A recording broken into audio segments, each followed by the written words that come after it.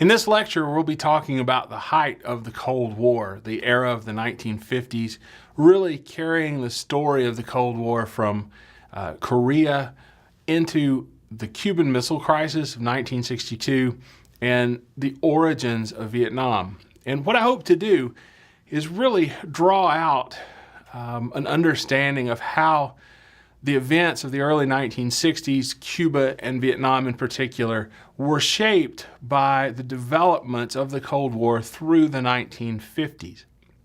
As you may recall from a previous lecture on the Cold War and its origins, the Cold War itself, this conflict between the Soviet Union and its orbiting satellite states and the United States and its orbiting satellite states, ultimately had its origins back during World War II. And what we saw over the course of the late 1940s, the post-war years, was in fact we saw these divisions become more rigid. Maybe that's the best way to put it. And we saw these dividing lines or fractures develop, really around what amounted to a sort of mistrust of the aims and goals of the other. By the time you get to Korea, those instances of mistrust are just set sort of in the perspective that each side has of the other. And we're going to see that. That's kind of a subsequent theme or a lesser theme, I think, in what we'll talk about today, or in this lecture, which is how, over the course of the 1950s, while there are moments of possibility that war can be avoided, that outright conflict can be avoided, that in fact the tension of the Cold War can be reduced, there's this constant thread of misapprehension, mistrust, a failure to understand the other side and the other side's objectives that ultimately undermine that successful lowering of tension. And the result by the 1960s, certainly for the United States, but also for the Soviet Union, will be really a threat of global destruction. Not just a threat, but a very, very real possibility. And that's why I think of this era as the height of the Cold War. Now I want to start out with the election of 1952. And you might think that Harry Truman would be the Democratic nominee in 1952. Remember that Truman had come from the vice presidency when Franklin Roosevelt died, and then he had won in his own right in 1948. So legally, constitutionally, of course, Harry Truman could have run again. But by 1952, Harry Truman was not the preferred candidate, really, of the Democratic Party. He carried with him a great deal of political baggage of his own. On the one hand, there was Korea. By 1952, in fact, as early as 1951, Korea had deadlocked into a sort of stalemate along the 38th parallel, along the armistice line, ultimately, that sort of runs along the 38th parallel. And American forces and Chinese and North Korean forces and South Korean forces were bogged down in this sort of war of attrition, battling it out from trenches and fortified positions, with little change in the actual battlefront. And I think Truman had seen the ferocity of the fighting and the potential for an expansion of the war beyond the Korean Peninsula, and probably had backed away somewhat from any desire for offensive measures. He was willing to settle, and I think many in the American public saw that, and it became a sort of weakness for Truman. There's also failure at home. Out of 1948, Truman had sort of kept together, or held together the Roosevelt coalition, but he also came out of that election quite scarred and ultimately unable to push his own agenda domestically in terms of domestic policy. So that hadn't gone well either. There was his civil rights stance, which we'll talk more about in a later lecture on civil rights in the United States. And there was also a hint of scandal, a suggestion that members of Truman's, or appointees of the Truman administration, I should say, had actually been taking kickbacks. So all of this was a hindrance to Harry Truman in 1952. Instead of Harry Truman, the Democrats turned to Adlai Stevenson, who was the governor of Illinois. And Stevenson wasn't perhaps a great candidate. I mean, he was a campaigner, no doubt. But whereas Truman seemed to have the ability to connect ultimately with America's sort of blue-collar working-class worker, Adlai Stevenson seemed to have a great deal more difficulty. And that's a problem when you start thinking about that sort of Roosevelt coalition and holding that coalition together. It's not just the intellectuals, it's not just the elites, it's not even just the middle class, but it's a real hodgepodge of groups that have been assembled with competing interests oftentimes. Stevenson didn't appeal to the Democratic South. Stevenson, of course, Truman had neither much, but Stevenson certainly didn't. And Stevenson also develops this reputation of being a sort of intellectual. In fact, his political opponents referred to him very pejoratively as an egghead. He was intellectual. He tended perhaps to talk above his audiences. He didn't seem to necessarily enjoy the whistle stops that had really kept Truman in power in 48. It wasn't getting out and shaking hands. He just didn't seem particularly comfortable with the American people. Instead, he was soft-spoken. He tended to deal with policy and detail quite well.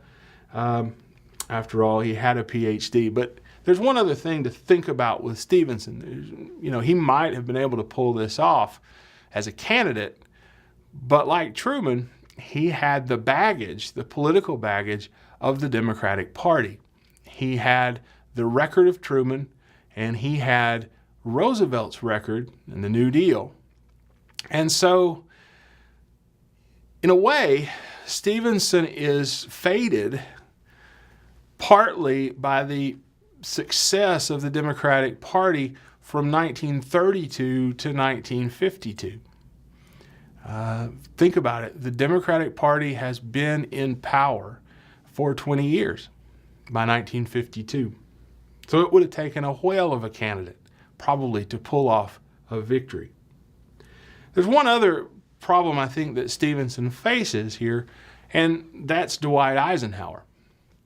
You may remember Dwight Eisenhower as the commanding general, supreme Allied commander, the overseer of D-Day. Just an amazing figure, really, in terms of his impact, especially on American history and the military history of World War II.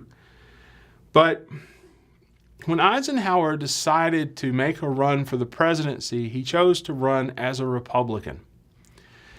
And he brought to the election a considerable amount of status among the American people as a war hero, as the general who had won the war in Europe. That's a huge obstacle for any Democratic candidate to overcome, unless Eisenhower had simply bungled things, and he didn't.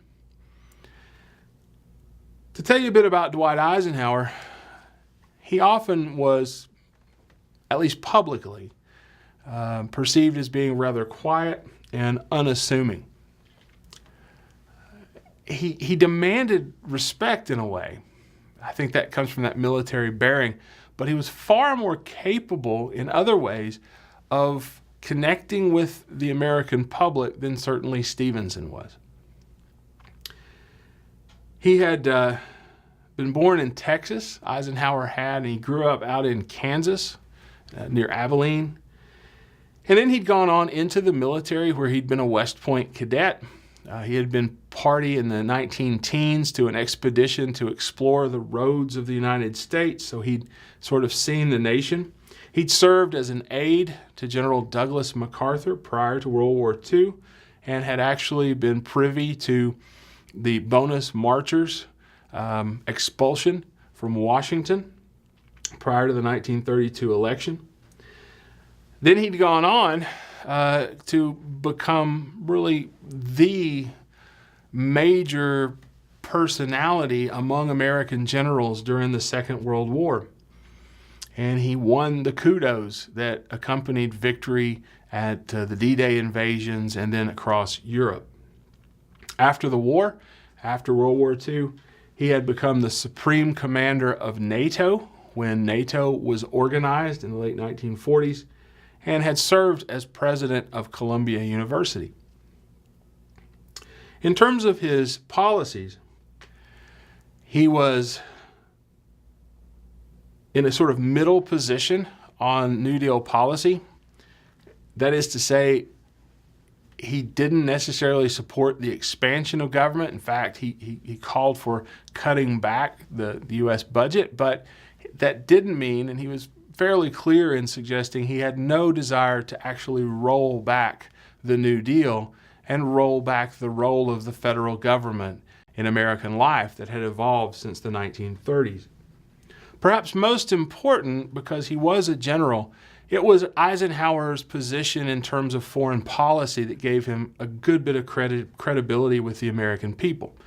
Very much about foreign policy during his presidency. And Eisenhower promises to end the conflict in Korea.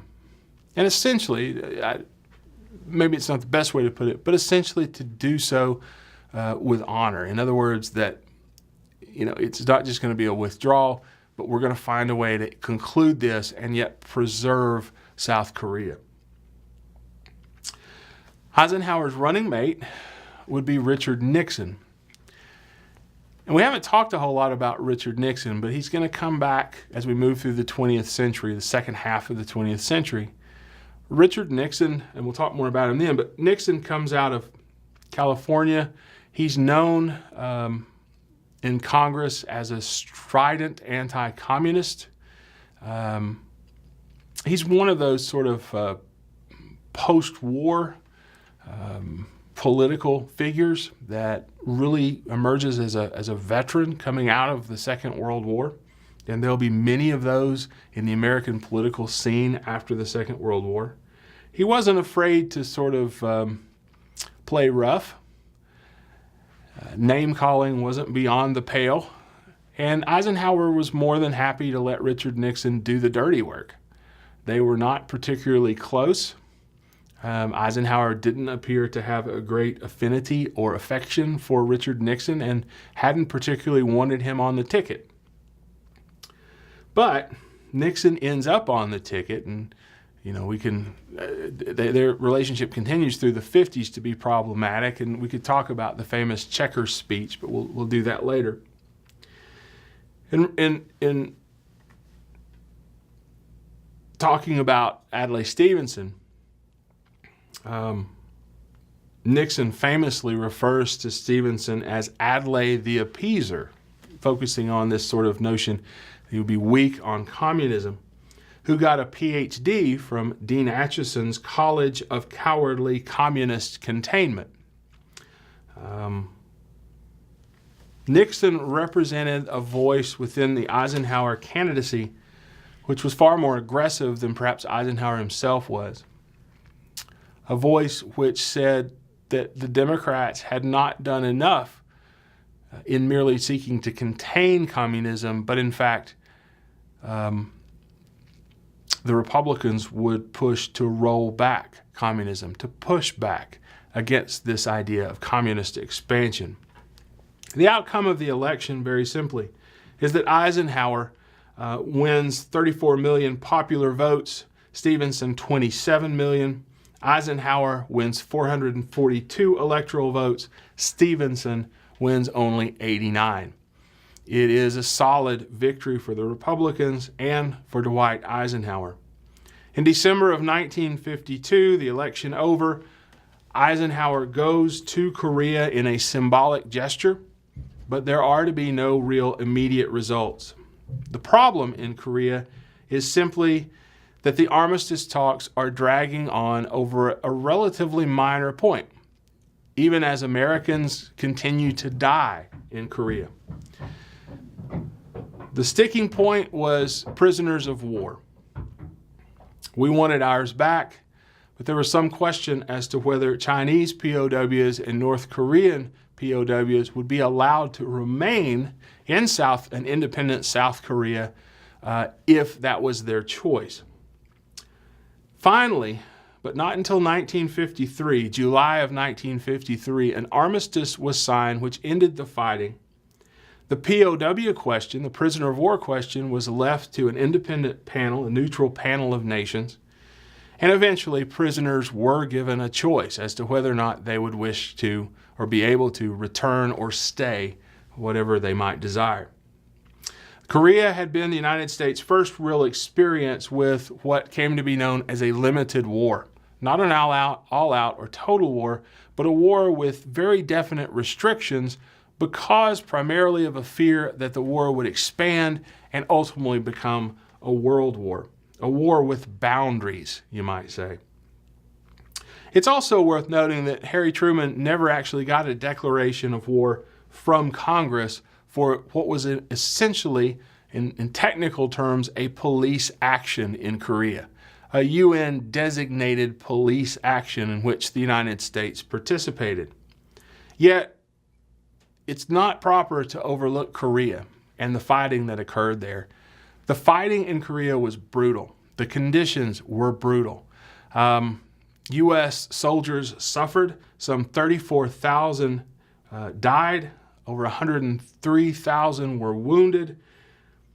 And it's estimated that because of the fighting, close to 2 million Koreans and other and actual combatants, died in this police action. So we call it what we will in terms of combat, in terms of the fighting. It was war. And this leads to an internal debate in the United States about what role the United States should have in the world. Containment, yes, but what does that really mean? And how is the United States going to be able to maintain this heavy spending for defense that Korea has required, that this Cold War may require? It's not just a matter of saying we're going to contain, but remember, Truman, as far back as the Truman Doctrine, is asking for appropriations from Congress to pay for containment, to pay for this ongoing conflict with the Soviet Union. Just one more little note on Korea, and that is that to this day, when I'm doing this lecture, there has never been an official peace agreement. Technically speaking, the United States remains in a state of war with Korea, and occasionally shots are fired. South Korea and North Korea remain at war. An armistice, an end, a kind of temporary end to the shooting is all that was agreed upon. And U.S. troops remain stationed in South Korea along a demilitarized zone that runs along the line where both sides stalemated really back in 1951. The Cold War itself has elements of that lack of finality about it sometimes, and elements of this sort of happenstance of events, that the ultimate stalemate, the line where neither side could push further one way or another, ended up along the 38th parallel, more or less. That happenstance, the business of events in which mistrust dominates, will in many ways define the 1950s and ultimately lead on toward the possibility for global destruction. We'll pick up with the next segment then in talking about the Cold War in the 1950s.